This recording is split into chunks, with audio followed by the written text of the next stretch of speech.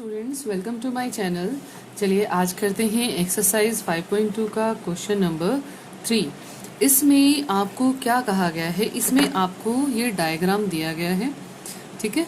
इसमें उसने कहा है कि P इज, उसने ऐसे लिखा है पैरेलल टू Q, कि P और Q पैरेलल हैं। पैरेलल का मीनिंग होता है दो इस तरह से कोई भी दो सीधी लाइंस जो आगे जाकर के कभी भी एक दूसरे को इंटरसेक्ट नहीं करती हैं, तो उसे हम कहते हैं पैरेलल है। तो इसका नाम P है और Q, कि ये दोनों पैरेलल लाइंस हैं और इन्हें देखो आप ध्यान से कि एक लाइन कट कर रही है। अगर इसी डायग्राम को हम इस तरह से देखें जैसा अब तक हमने सीखा है, तो हमने इस तरह से पढ़ना सीखा है कि दो लाइंस जो पैरेलल हैं और उन्हें कोई अगर तीसरी लाइन काटती है तो जिसे हम ट्रांसवर्सल कहते हैं, तो उसके पास सारी प्रॉपर्टीज होल्ड करती हैं, जैसे कॉरस्पॉन्डिंग एंगल्स होते हैं, ऑल्टरनेट, इंटीरियर एंगल्स, अलग अलग तरह के बहुत सारे एंगल्स बनते हैं जिनकी प्रॉपर्टीज भी हमें मालूम है। तो उसके इंट्रोडक्शन पार्ट आप अच्छे से देखिए, समझिए, तो आपको इनके सारे एंगल्स के नेम्स और उनकी प्रॉपर्टी वहाँ से पता चल जाएगी। अब जैसे देखिए यहाँ पर उसने दो लाइंस पैरेलल दी हुई हैं। एक लाइन है जो इसको क्या कर रही है, कट कर रही है, ट्रांसवर्सल। आपको अलग अलग एंगल्स की वैल्यू निकालनी है, जैसे यहाँ पर E, F, A, B, C, D, ये 6 एंगल्स हैं जिनकी वैल्यू आपको यहाँ पर फाइंड आउट करनी है। तो हम उन पैरेलल लाइंस का हम मेथड यूज़ करेंगे और उसकी हेल्प से हम क्या करेंगे, इन्हें निकाल लेते हैं। तो आपको यहाँ पर ध्यान से देखना होगा कि सिर्फ और सिर्फ आपको यहाँ पर एक ही एंगल दिया गया है 125 डिग्री। अब इसकी हेल्प से आप कौन सा एंगल इजीली निकाल सकते हो ये आपने सोचना है। आपके माइंड में बहुत सारे अलग अलग तरीके आ सकते हैं, क्योंकि इन क्वेश्चंस में एक ही एंगल को निकालने के बहुत सारे तरीके हो सकते हैं, या एक से ज़्यादा हो भी सकते हैं या एक तरीका हो सकता है।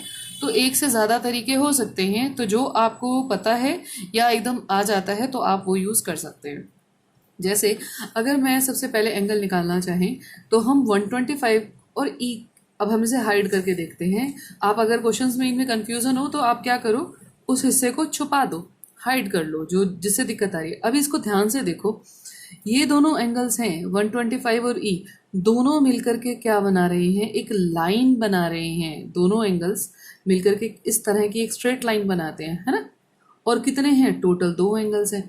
तो इन दोनों एंगल्स को क्या कहा जाएगा कि ये दोनों लीनियर पेयर बना रहे हैं। और अगर वो दोनों इस तरह से, टोटल एंगल कितना हो जाएगा, ये पूरा जो एंगल होता है वो टोटल कितना होता है, 180 डिग्री का। इट मीन्स इन दोनों को प्लस करके मेरे पास कितना आएगा, 180 डिग्री। यहाँ से हम E की वैल्यू फाइंड आउट कर लेते हैं। तो हम चलिए सपोज हम फटाफट से इसकी वैल्यू निकाल लेते हैं कि क्या होती है। तो हम यहाँ पर लिख लेंगे E plus 125 degree equals to 180 degree. Reason आपने ब्रैकेट में हमेशा मेंशन करना है कि आपने ये लिखा क्यों है। तो रीज़न है because it forms a linear pair, linear pair बना रहे हैं। यहाँ से इक्वेशन बन चुकी है, E की वैल्यू फाइंड आउट कर लेंगे।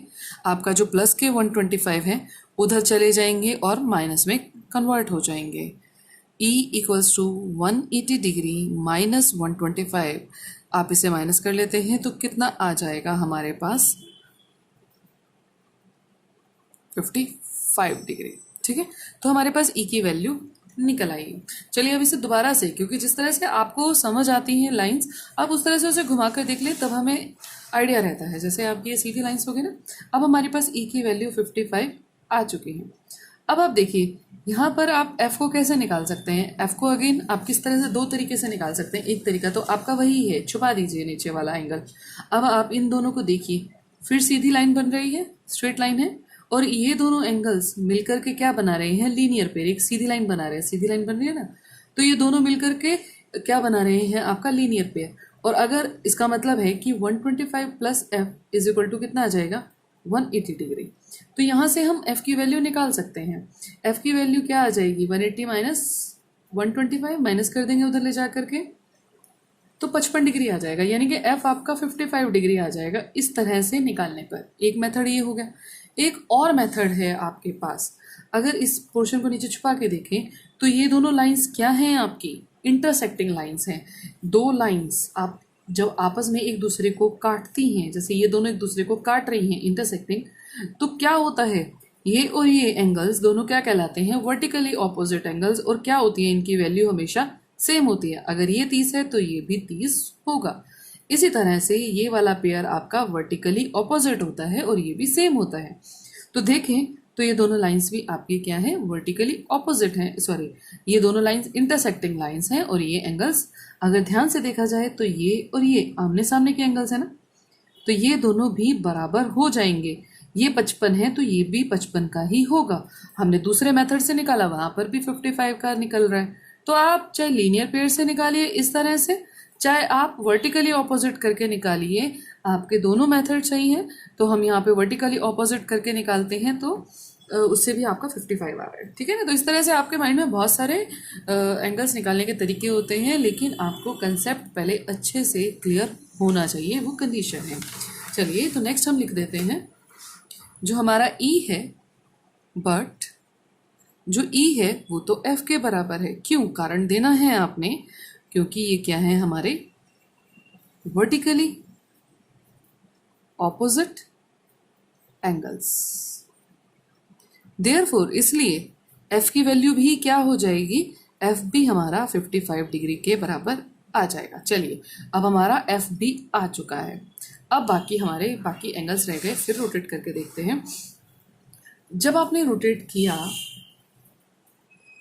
तो देखिए, जब कोई दो पैरेलल लाइंस इस तरह से बनाई जाती हैं तो जो एंगल्स बनते हैं, जैसे आपका ये एंगल है लाइन के ऊपर इस साइड बन रहा है, तो इसी तरह से लाइन के ऊपर ये वाला एंगल, देखो दोनों की पोजीशन एक जैसी है ना। ये भी लाइन है, ये लाइन है, ऊपर की तरफ है, ऊपर की तरफ सेम साइड है, तो ये कॉरस्पॉन्डिंग एंगल्स होते हैं और इसकी वैल्यू सेम होती है। अब अगर ध्यान से देखा जाए तो यहाँ पर आपका 125 और ये एंगल, ये दोनों एंगल्स क्या होंगे? कॉरस्पॉन्डिंग होंगे। और इससे आपकी डी की वैल्यू क्या निकल आएगी? 125, क्योंकि ये दोनों बराबर होते हैं। आपका डी इस तरह से निकल आएगा। अगर इसी तरह से हम राइट साइड की बात करें तो देखो ये कंडीशन कॉरस्पॉन्डिंग ये भी है, लाइन के ऊपर आपका ऊपर वाला एंगल और इसी तरह से इस साइड लाइन के ऊपर वाला एंगल, ये और ये दोनों ये क्या है? कॉरस्पॉन्डिंग है। तो ये दोनों भी बराबर हैं। और यहाँ पर आप ध्यान से देखें तो ये आपका ई है और आपका ये ए है ऊपर वाला, ये दोनों कॉरस्पॉन्डिंग है। अगर ये 55 का है तो ये भी आपका 55 का होगा। इस तरह से आपके ये दोनों एंगल्स निकल आएंगे। ठीक है, अब इन्हें हम स्टेटमेंट में लिख देते हैं कि हमें कैसे लिखना है। तो हमारा जो डी है, but D equals to 125 degree, कारण जरूर मेंशन करेंगे क्योंकि ये क्या है? हमारे कॉरस्पॉन्डिंग एंगल्स। इसी तरह से सिमिलरली आप लिख सकते हैं। सिमिलरली का मीनिंग होता है बिल्कुल सेम। इसी मेथड से देखा जाए तो ए और ई भी बराबर हैं क्योंकि वो भी आपके कॉरस्पॉन्डिंग एंगल्स हैं। आपका जो ई है 55 है तो ए भी आपका इसलिए क्या हो जाएगा? देयरफॉर इसलिए ए भी हमारा 55 डिग्री हो जाएगा। ठीक है, तो देखिए हमारे पास डी भी हमने फिर रोटेट कर लिया।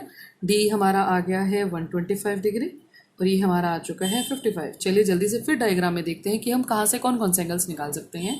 अगर फिर इस पार्ट को छुपा देते हैं हम, जब अनईजी होता है हमारे लिए, हमें पहचानना मुश्किल हो जाता है लाइंस को, तो हम उस पार्ट को छुपाना पसंद करते हैं।